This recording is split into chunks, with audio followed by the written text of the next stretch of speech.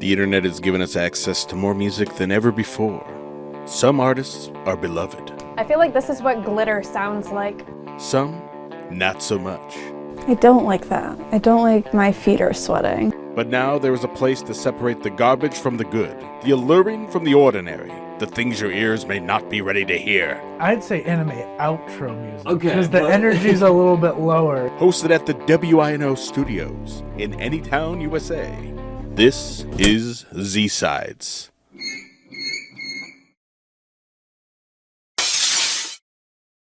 And that's why Joan Jett slapped my uncle.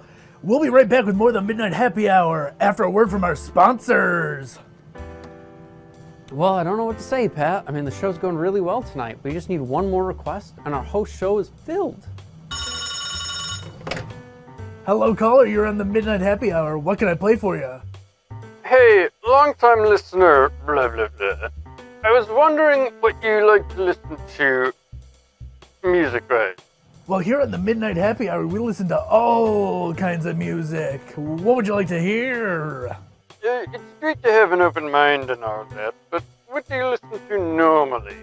Normally? Normally we listen to anything. Anything you could think of. We'll listen to it here in the Midnight Happy Hour. Do you have a request? I'll give you a request when you can have a normal conversation about the music you like. Hey, caller, Zach here. Why don't you give us a request and we can chat about that while that song is playing? Okay, why don't you play ES by Crying after you tell me your favorite band, Zach?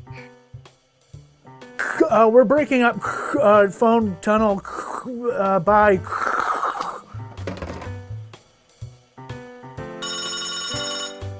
Don't answer that. So, Pat, Crying. Crying. It's an interesting name for a band. It does sound like a very early emo band. Like, Yeah. Like Sadgasm or Ear Tears. Yes, but they're not. They're a progressive rock band. Ambient progressive, I guess? Yeah. There's a couple of interesting characteristics about their music that maybe want to talk about them. The first of which being it's good. It is good, yeah. So the group formed in 2013. We got Eliza Santos on vocals. Ryan Galloway did the guitars and programming. And Nick Corbo was on drums. They released 2 EPs in 2013 and 2014. That's Get Old and Second Wind, which are now combined into like that first album. They got recommended to me when I first got a Spotify account. I've been listening to this band since 2017. This was the second song I had ever heard by them, called Wool in the Wash.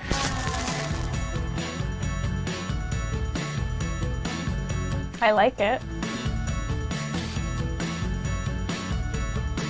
It feels very 80s.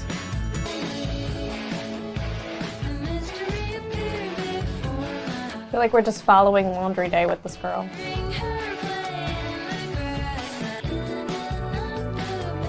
They kind of remind me of Crumb so far. Do they have like a little triangle in there or something?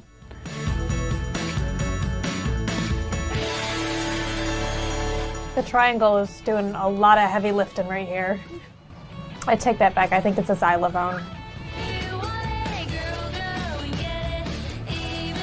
I like her voice. It's like a cool, like, I don't know how to explain it. Like, not punk, but like, I don't know. I do like the sound though. I feel like this is what glitter sounds like. Oh, I like that. It kind of sounds like Rainbow Road. I'm not good with lyrics the first time around. I feel like she's probably saying something important and I'm not picking up on it. I have no idea what she's saying. So I liked it. I thought the sound was interesting. The xylophone, that you don't sound like a kid's xylophone, not even like a real xylophone.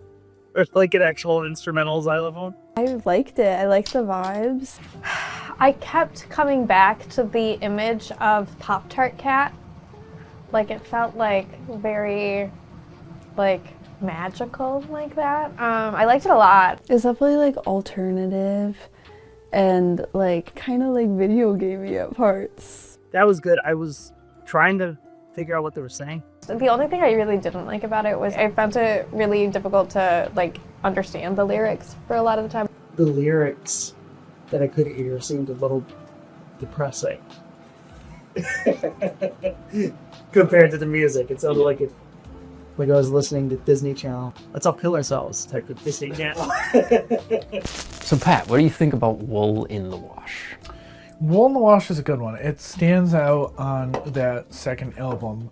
I will say, jumping ahead a little, the first album resonated with me a little bit more than the second one. Wool in the Wash is a good example of the sound of the second album. Yes. I think the best way to describe it is it's a great album to put on at the start of a long drive, and then just suddenly you're like, oh, that's the last song, and I'm here. It's vibey. Didn't love it when I first heard it, actually, believe it or not.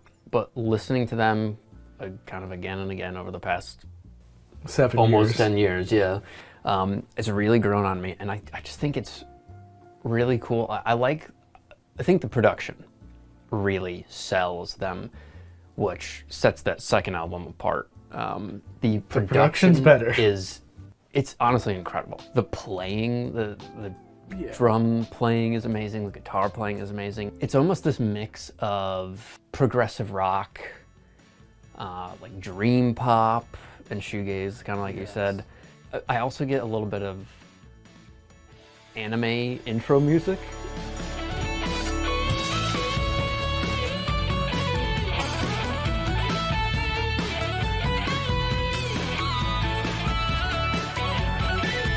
I'd say anime outro music. Okay, Because the but- energy's a little bit lower.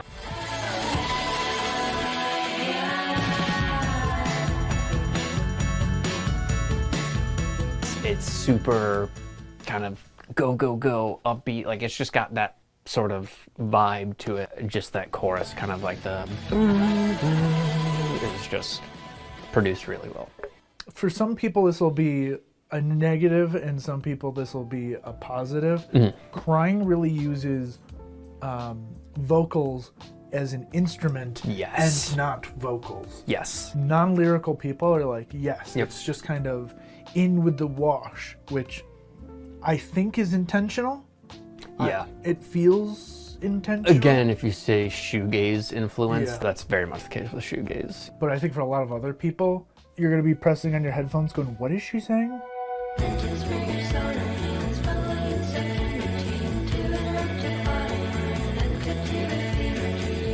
I mean, I can't tell you how many times I've listened to that song, and I still have no clue what she says at certain points. Yeah. But I think it's just really good. It's fun. The music is fun. The lyrics, if you do ever read the lyrics, are like a f***ing nightmare. Yeah.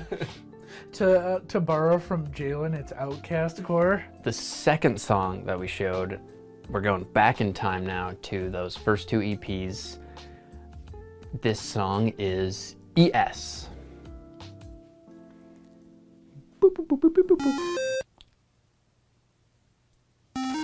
Okay, it's already very video gamey. Okay, so I did get it correct. I was on the right path.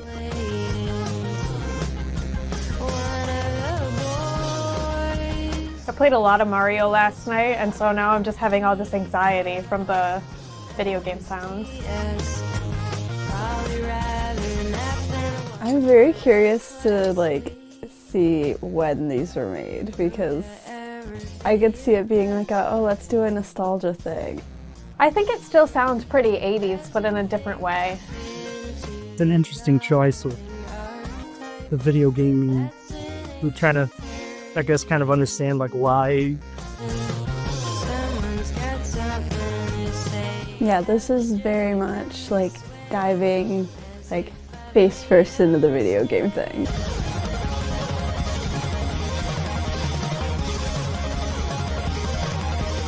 I don't even know how you achieve this kind of. Is it like a soundboard kind of thing? That was entertainment system or something like that, freaking Annie Nuts.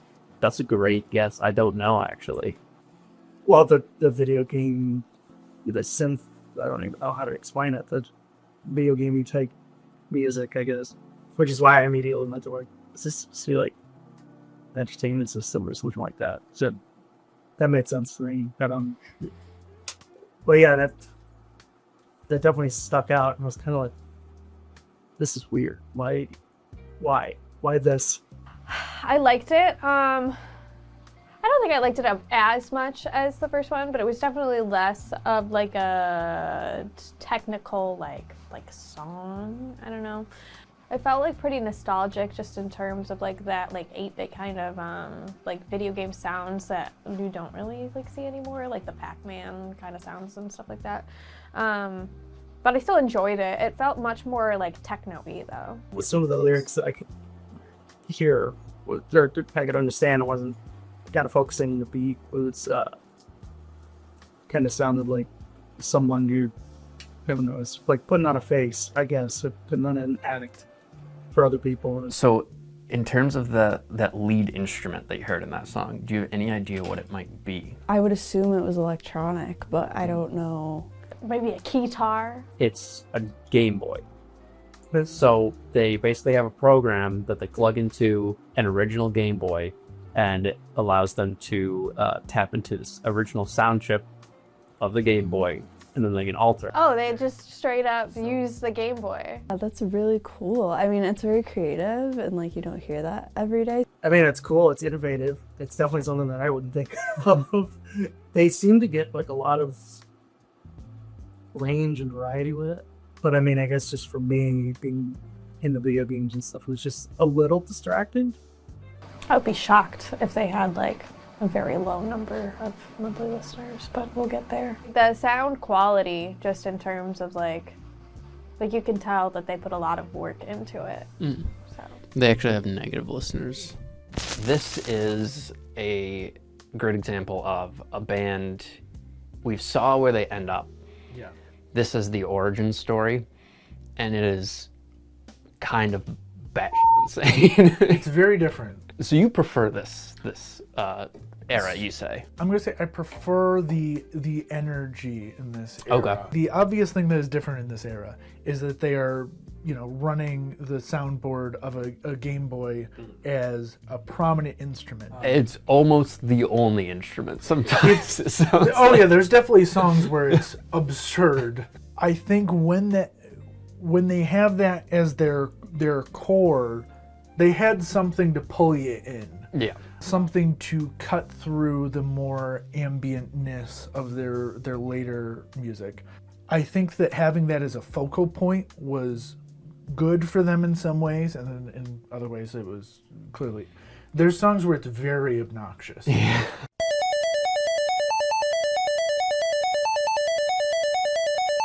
But there's also songs where it works really well. Do I want the whole album to sound like this? Probably not. Mm-hmm.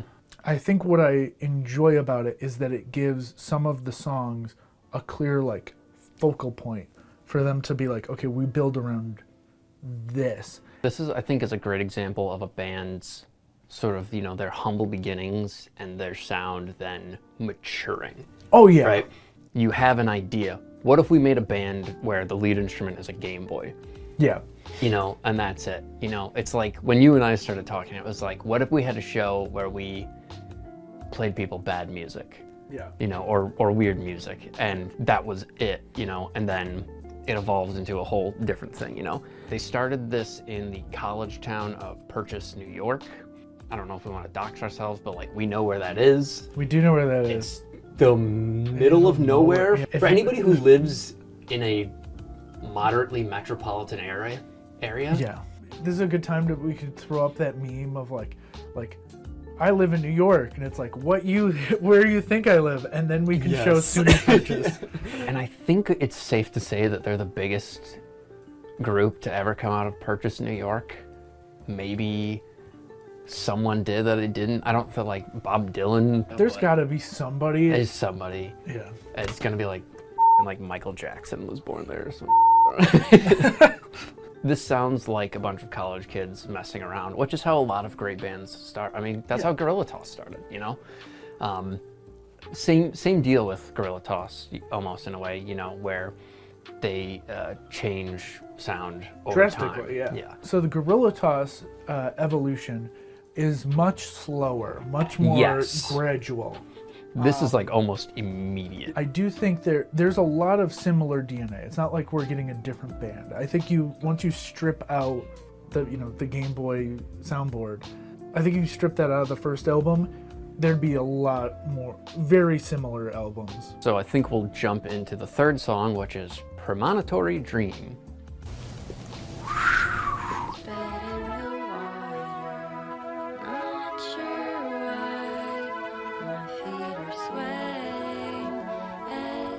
I don't like that. I don't like my feet are sweating.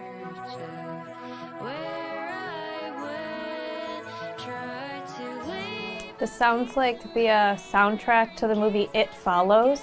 Okay, I like the vibes though, like the sound. Is this all the same band?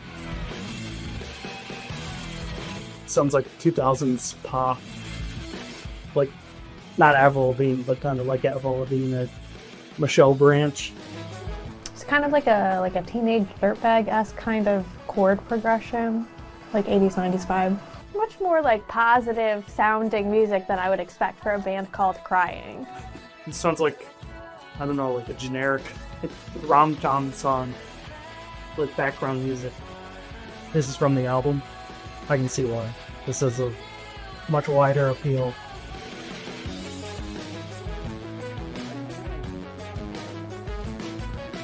Okay, like this one and the first one, I felt like they took the video game thing and like put it in something else. Does that make sense? Whereas the second one, it's like video games, that's our thing. But I kind of like that they like incorporated it into like a bigger sound. This is probably my favorite of the three. This feels like something in like a coming of age movie. Like it feels very like uplifting.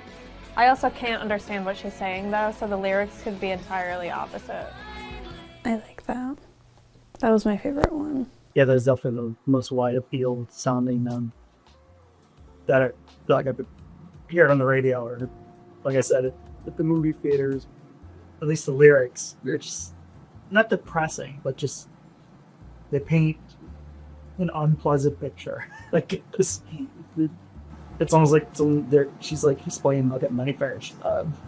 Like I don't think I would hear that like in a bar. Like I think I might seek it out at like a show at like Water Street, like a kind of low-key kind of show, but it had that like Kate Bush running up a hill, like Stranger Things vibe. Like a soundtrack song, some sort of generic track where people are like, they play it and they don't really read the lyrics or really understand what's behind it.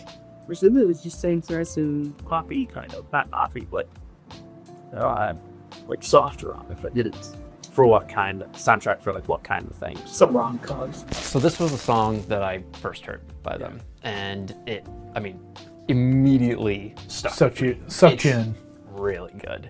The reason I like the album, the reason I prefer the album, you had kind of focused on the energy and all of that stuff, and I agree. Like the first album is more punky, you know, sort of Yes. DIY, whereas this is a lot more professional sounding. You know, this was recorded in a studio. There's no doubt about that.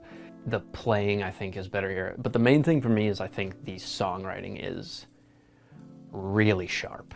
The reason I call them like a progressive rock band is because of the album. It's kind of bat crazy sometimes in like a different way though. It's a lot of synth leads, guitar leads, kind of jaunty rhythms, you know, but it does keep a bit of that video game inspiration. Just a hair. Yeah, Just a touch. it's like we went from Super Mario Bros, you know, on like speed, Yeah. and we kind of moved to, I don't know, like I'd say like a more modern open world kind of game, you know, like your Breath of the Wilds, your Shadow of the Colossus is. it's almost more akin to like the new Smash theme.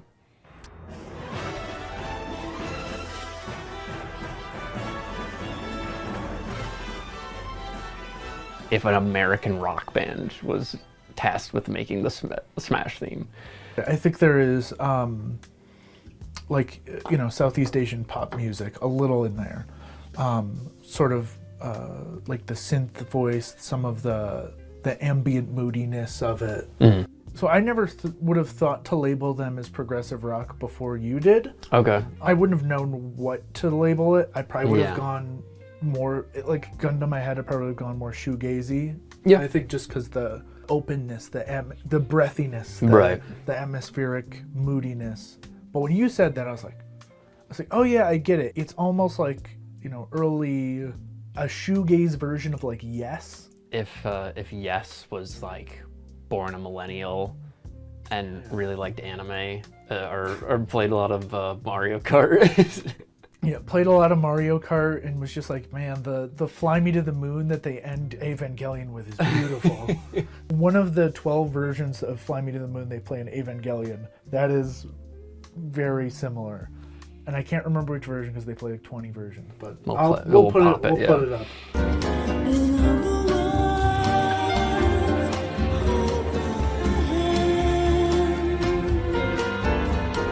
I would love to hear more of them because, I mean, it's just a great album. It picked up some traction. I know, I think Fantano reviewed this album when it came out. Really? Yeah, but they never did anything, so they kind of, you know, they're a weirder sounding band, you know, not everybody's gonna be into it, and then they didn't release anything else, so. I mean, it's been almost a decade. Yeah. Did you have any favorite songs that you didn't play? I would say There Was a Door.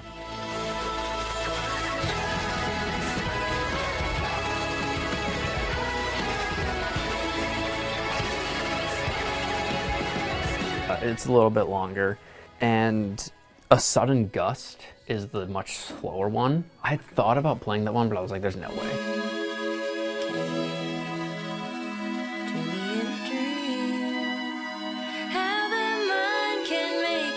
Like, I just need to stick with like the tried and true, most popular ones. Those two, and Revive is really good.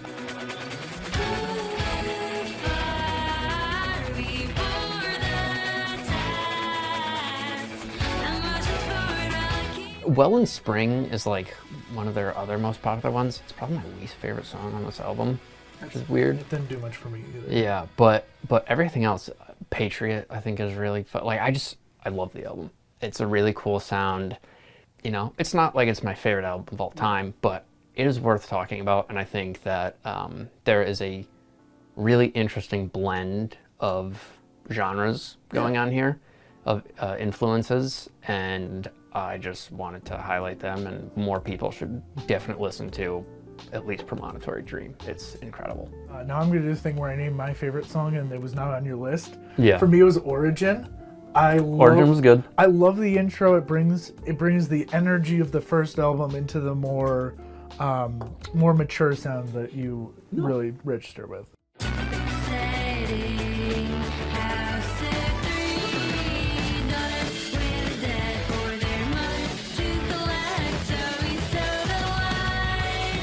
Like I said, that whole album really is, you know, it's probably in like, for me, it's probably in like the 8 out of 10 range. The thing that I always like to say when I'm listening to an artist is I like to hear something that I have not heard before. Yeah. Maybe there's a band who kind of mixes all these things, you know, and does it better, and I just don't know about them. The key thing here is like the songwriting, I think, is stellar. Not every song is maybe gonna resonate, you know, none of them are pop hits. No. But I think if you are a person who likes anything else that we've played here, I mean, if you're, like. I think this album came a little too early, I want to say. I think with the rise of, there's a lot more people now, I feel like, that just want vibe music, just to like, you know, 10 years ago, I don't know how many people just had headphones in at work nonstop. Because this is good music for that. This is the, you know, I want music that'll wash over me, but isn't gonna suck my focus in. Yeah, I would say it's definitely one where when I first started listening to it, it was a very passive listen, and as I've gotten used to it, I can appreciate it on a much more active listen. Yes. It's definitely, you know, it's a It's a grower, not a shower.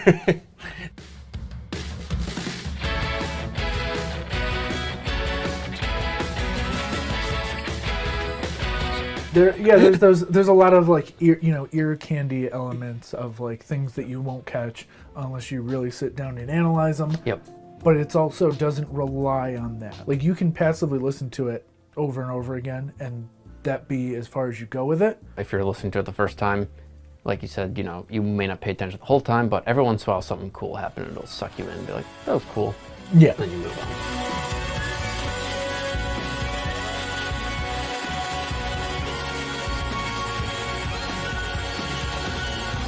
So between 0 and 100,000, how many unique monthly listeners do you think Crying has?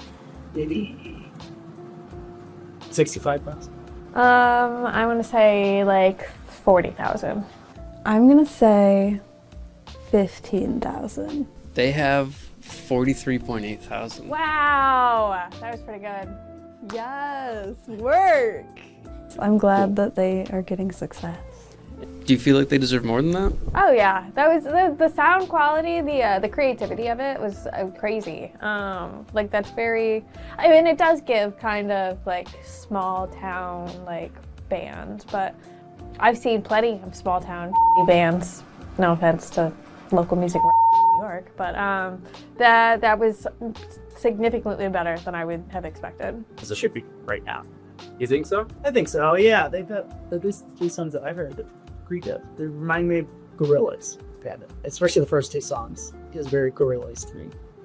And I love Gorillaz, but yeah, sure, there's some light appeal there. Maybe some kind of Chapel Roan-esque-ish, with at least how accessible and poppy it kind of sounds. Maybe the depressive lyrics might start to go, but I couldn't hear it most of the time, so I guess it was fine. So once I read it, I was like, oh yeah. They definitely did. I mean, like, I don't know what their resources look like, but they did a fantastic job. With that being said, I think there's a lot of people out there who would really like this band, and you should check out Crying. At least, some of the songs that we've talked about here. We'll put, the songs in the description, our recommendations. Yeah. I will say, I do have beef with them, though, over one song in particular. On their first album, they have a song called Bodega Run.